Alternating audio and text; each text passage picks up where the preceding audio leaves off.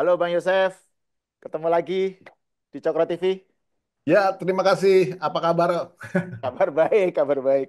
Ya, saya mau membicarakan soal ini nih, yang lagi rame di medsos ya, di pemberitaan politik Indonesia soal tarik ulur jadi atau enggak pertemuan Bu Mega dengan Prabowo gitu, dan sampai Bu Mega ulang tahun kemarin, Pak Prabowo tidak hadir gitu ya. Tapi katanya sebelumnya ada Zoom antara Pak Prabowo dengan Bu Mega. Tapi faktanya kan memang tidak terjadi itu pertemuan. Belum terjadi lah setidaknya.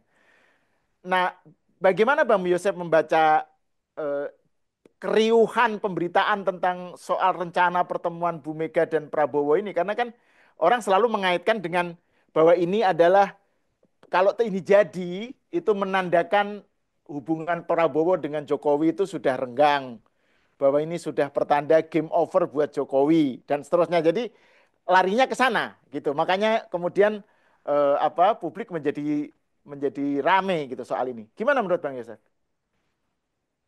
Ya, saya komentari dulu perkembangan ya barangkali 2 minggu terakhir sejak Pak Hasto itu yang dibahasakan sebagai tidak jadi ditahan gitu kan. Ya, ya, Seolah-olah ya itu benar. menjadi apa namanya turning point gitu kan seolah-olah gitu ya. Ya, Dan kemudian berkembanglah dan narasi ini juga datang dari pengamat-pengamat juga yang ya menurut betul. menurut saya they easily got distracted gitu loh by Hmm, hmm, the situation.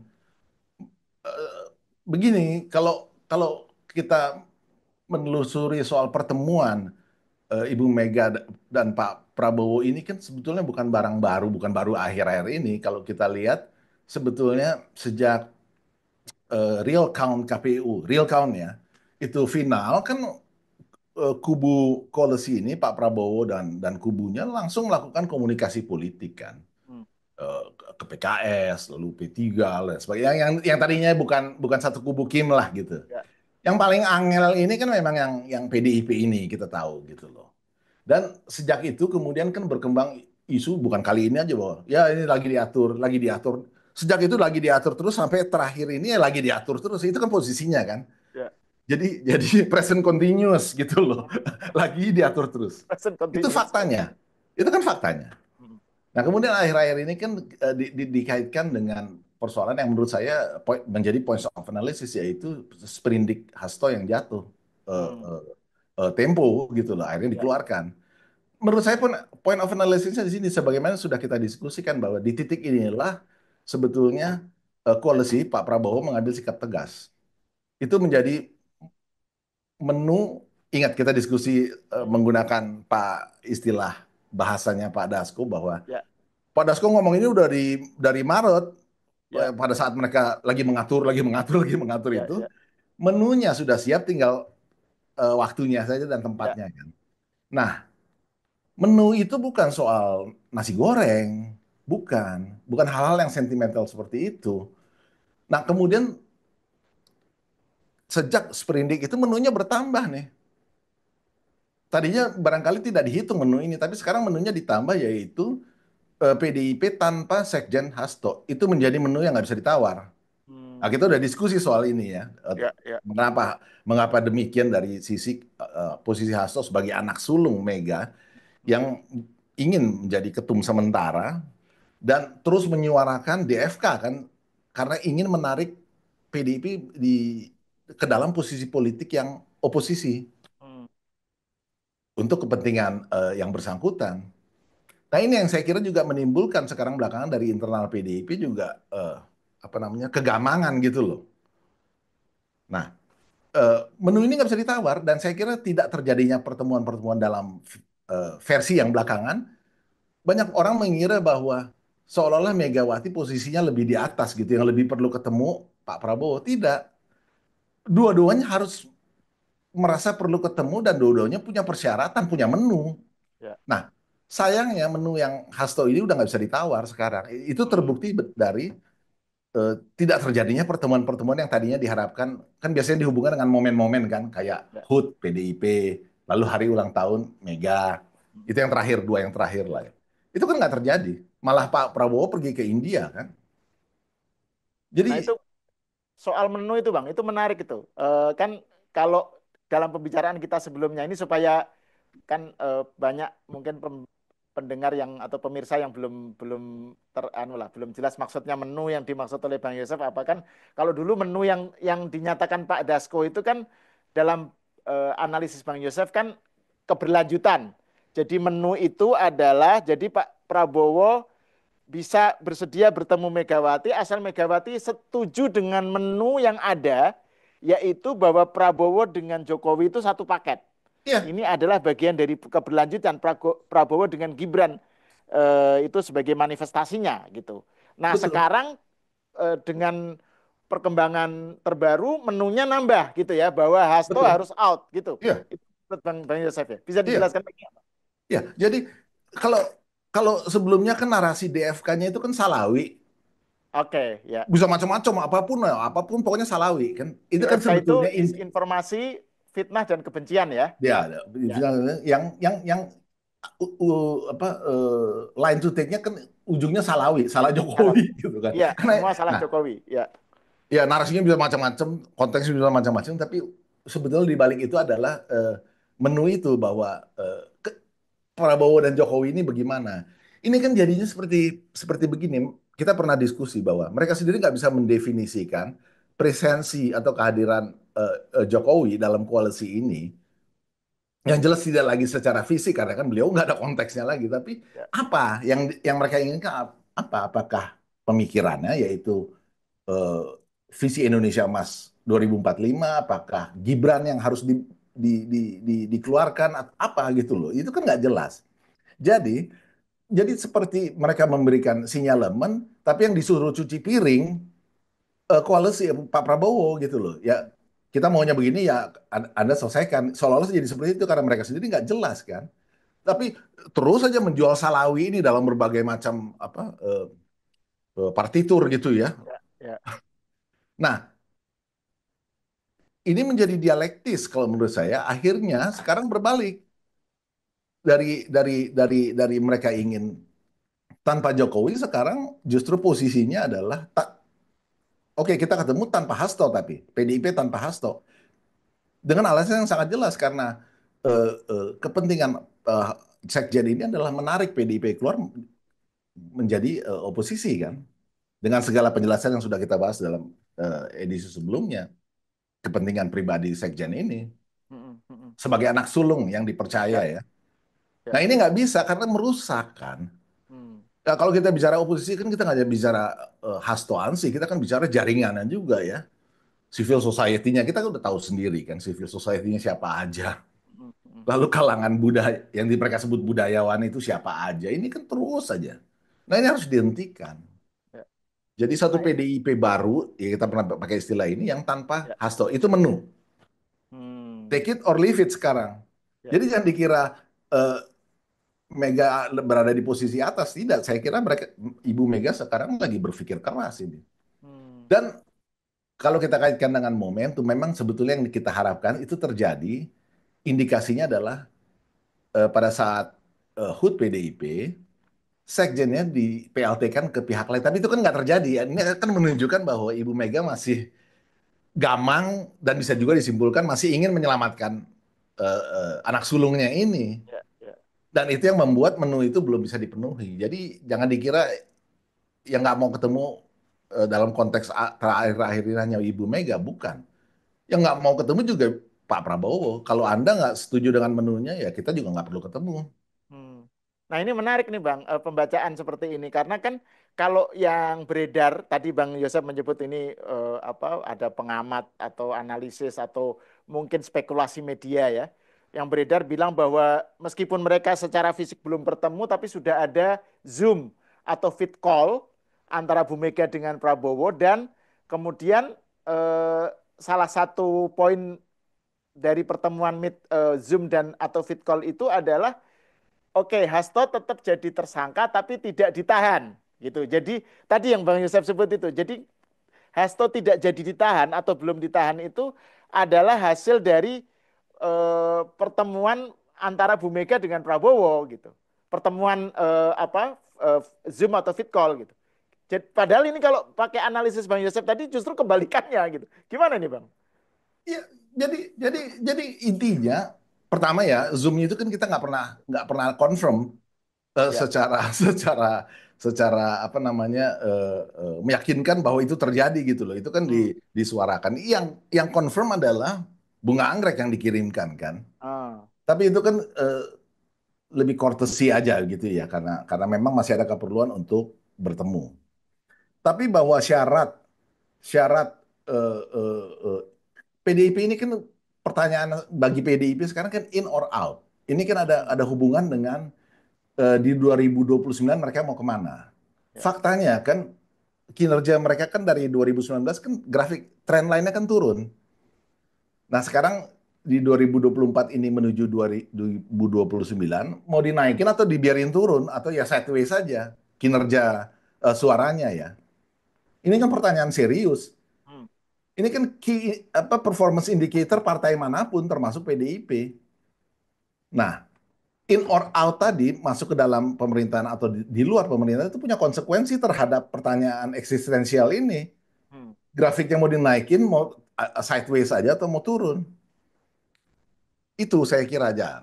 Untuk sisi sisi koalisi sekarang sudah menjadi terang benderang bahwa menu yang nggak bisa ditawar adalah PDIP tanpa Hasto. Itu nggak bisa ditawar. Ya. Ya. Karena fakta yang jelas terang benderang sejak eh, eh, Pilpres itu, terutama sejak confirm bahwa Kim ini menang, kan terus saja dimainkan narasi-narasi yang sifatnya merongrong gitu ya Hmm. oleh kubu Hasto dan jaringan-jaringan sivilnya. Ini yang harus diberhentikan. Hmm. Hmm. Nah, Hmm. sekarang pilihannya juga sebetulnya di Ibu Mega karena ada dua cara. Cara yang tadi Anda sebutkan, jadi nggak bertentangan, yaitu Ibu Mega sendiri memutuskan Hmm. bagaimana Hasto mau diposisikan, atau pemerintah yang memutuskan dengan melanjutkan ini dan Hasto diposisikan di balik terali besi. Hmm. Jadi posisi tawarnya kalau dari sisi ini justru yang mengatur ini pemerintah Hmm. Pak Prabowo on the Ya. upper hand, Anti upper hand tuh justru malah Prabowo dalam konteks ini ya. jelas Menarik. sekali. Ya, ya, Jadi ya. silakan berpikir sekarang. Hmm. Hmm. Hmm. Hmm.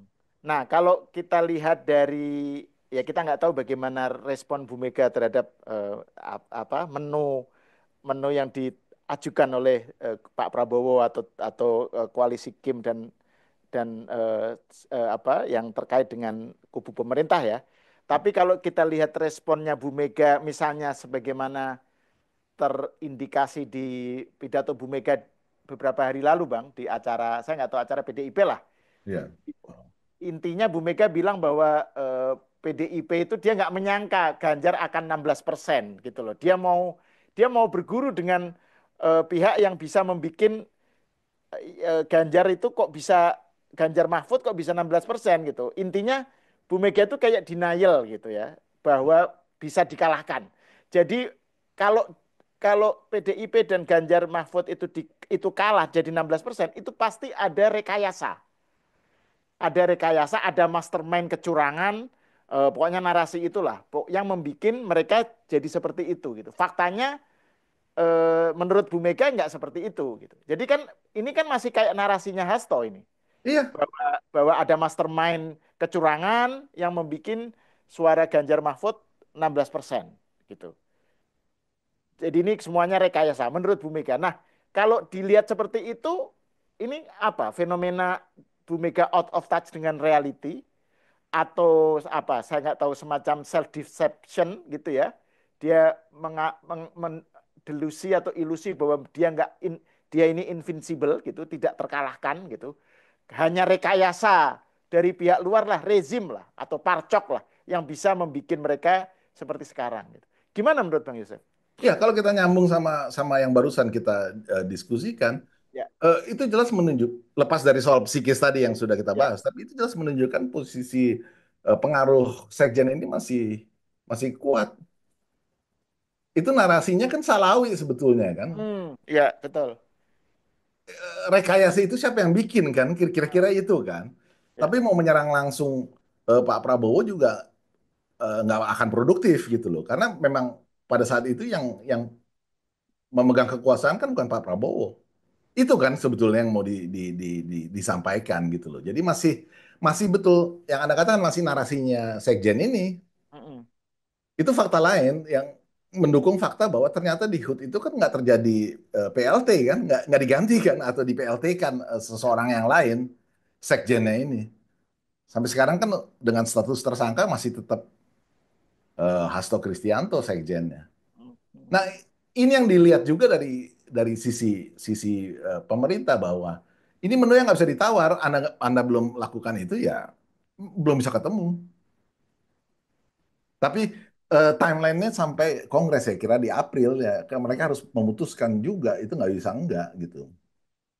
Nah saya kira dari sisi Mega sendiri karena Hasto ini adalah sekondan politiknya eh, yang menggantikan Pak Taufik Kemas, jadi memang eh, kalau memang arahnya mau ke oposisi, memang sosok ini masih diperlukan. Hmm. Jadi bisa juga kita baca bahwa kalau begitu narasinya kemungkinan besar memang akan mengambil posisi politik oposisi. Tapi yang nggak bisa ditawar adalah ya proses Hasto akan jalan terus. Silakan tetap sekjen, tapi dia ada di balik terali besi. Ya, Ujungnya akan ke sana.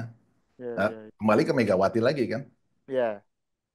Nah, kalau kembali ke soal Bu Mega kan tadi Bang Jose menyebut soal alasan psikis ya. Tapi juga ada faktor-faktor yang apa ada faktor-faktor yang misalnya kenapa terus menggemakan bahwa bahwa PDIP atau Ganjar Mahfud itu dicurangi. Kenapa itu selalu dimunculkan gitu ya dengan segala narasinya ya? Apa what's the point gitu? Eh, fakta bahwa selama PDIP itu ada dalam kita sebut domain Megawati Effects, itu kan cenderung turun suaranya. Mari kita Hmm, lihat. Satu-satunya yang membuat PDIP itu naik adalah ketika Mega menjadi simbol reformasi. 99 kan. Dapat kita bicara kursi ya, dapat 33% kan hmm, di parlemen.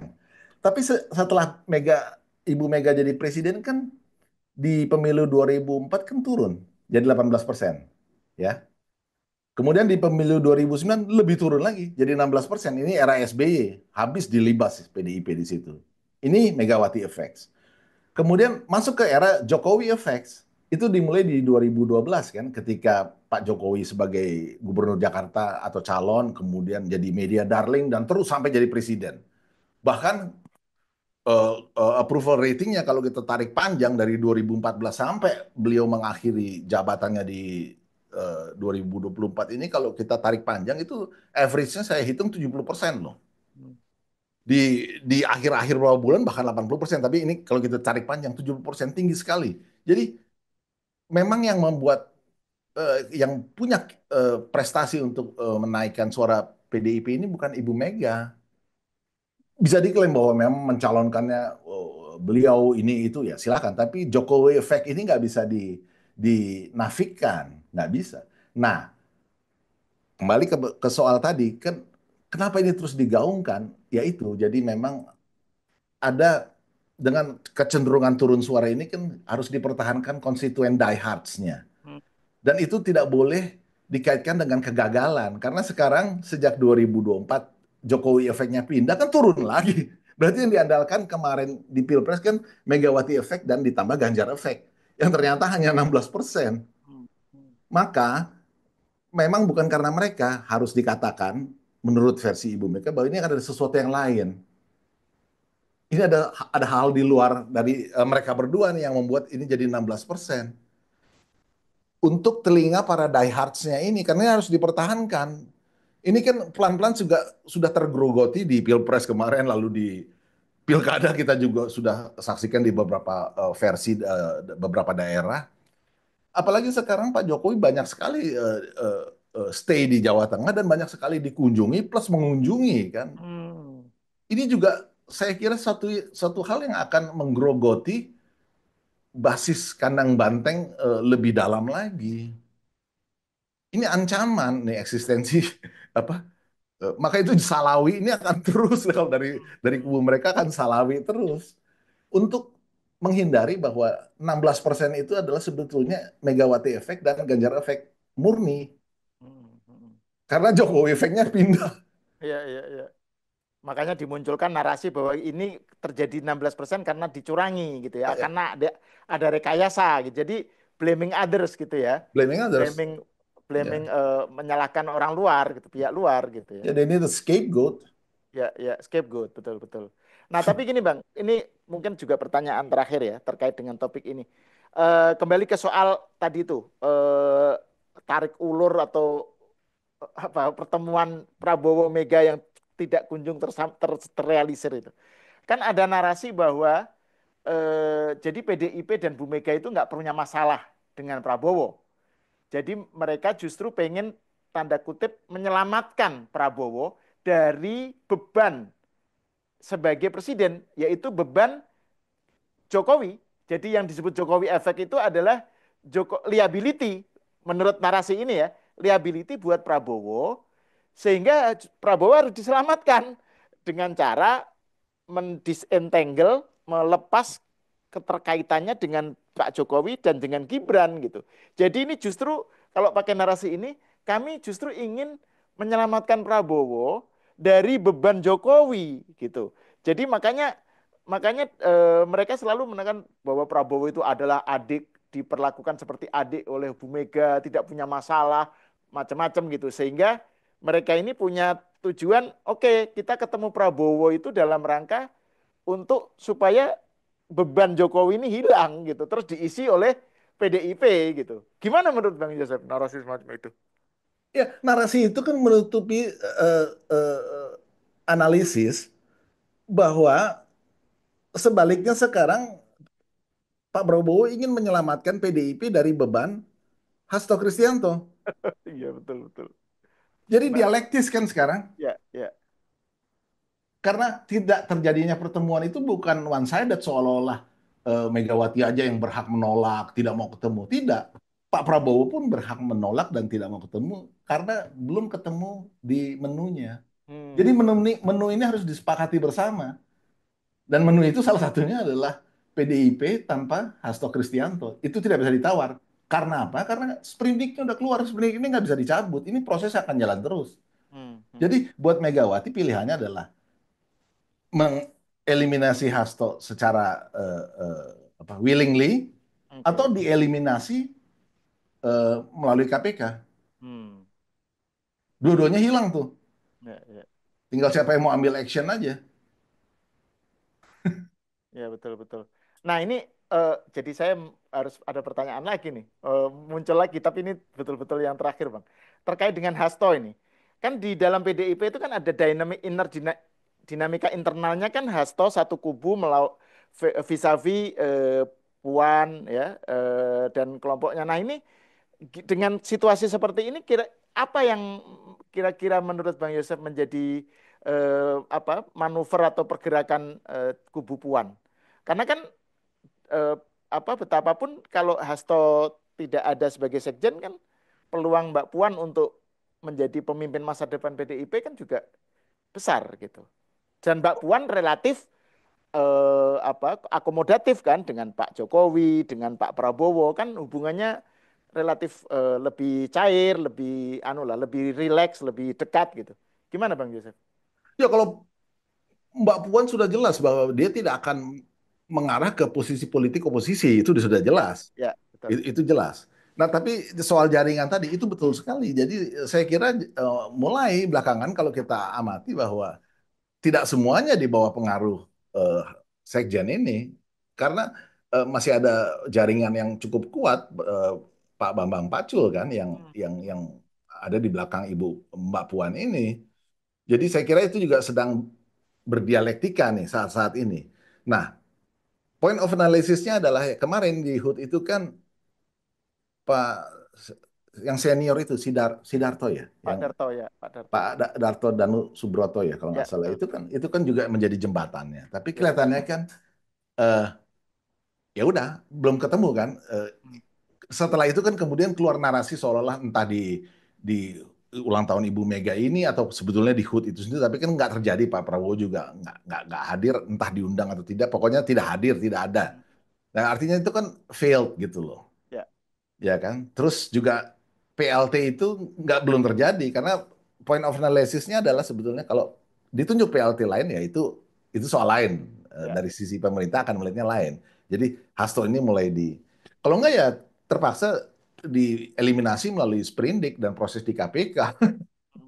Nah, tapi artinya ini menunjukkan bahwa memang ada dari kubu Mbak Puan untuk melihat lain arah PDIP yang lain seperti yang dilihat oleh anak sulung ini Hasto Kristianto ini itu memang agak agak diametral itu ya untuk proyeksi ke 2029 terutama. Jadi memang ada itu perseteruan itu. Tapi kan kita pernah bahas bahwa ini kan masalahnya linknya semua ke Ibu Mega nih. Anak Hmm. sulung itu kan adalah kubu Hasto dengan Ibu Mega. Lalu Ya. ada kubu Puan dengan Ibu Mega juga. Lalu ada kubu Prananda dengan Ibu Mega yang uniknya ini kan menjadi dibayang-bayanginya oleh Hasto yang selama ini kelihatannya tersembunyi di belakang sehingga orang mengira hanya dua kubu. Hmm. Iya kan? Ya, Jadi ya. jadi Hasto dan Prananda ini dekat nih. Ini two sides of the same coin nih kubunya. Tapi saya nggak mau terpancing. Saya melihatnya tetap tiga kubu. Karena Hmm. ada tujuan untuk menjadi ketum sementara itu yang pernah kita bahas. Yang sebetulnya idealnya itu diserahkan ke Pak Jokowi. Persoalan selesai. Hmm. Dan itu sayangnya tidak terjadi gitu ya Bang ya. Ya kan Iya, jadi udah dipecat, sudah udah sudah dibakar kan. iya. Ini apa perahunya udah dibakar. Iya, iya, iya. Dan ini ya akan menjadi perkembangannya ke depan gimana PDIP akan menjadi makin menarik kan ada kongres. Kemudian Bang Yusuf kan pernah menyebut ada ini silent majority di PDIP ini Ya, seperti apa? Karena kan seperti Jawa Tengah misalnya ternyata mereka nggak tegak lurus dengan DPP kan gitu. ya, Jadi ini kan akan menjadi faktor juga gitu Bang ya. iya, Jadi iya. itu ya kita lihatlah nanti ke depannya bagaimana. Oke, Sip, terima kasih Bang Yosef atas sama-sama. obrolannya. Saya sampai serak nih. Bicara PDIP terus ini Bu Mega terus jadi serak. Oke, terima kasih pemirsa sampai di sini dulu. Kita berjumpa lagi di episode selanjutnya.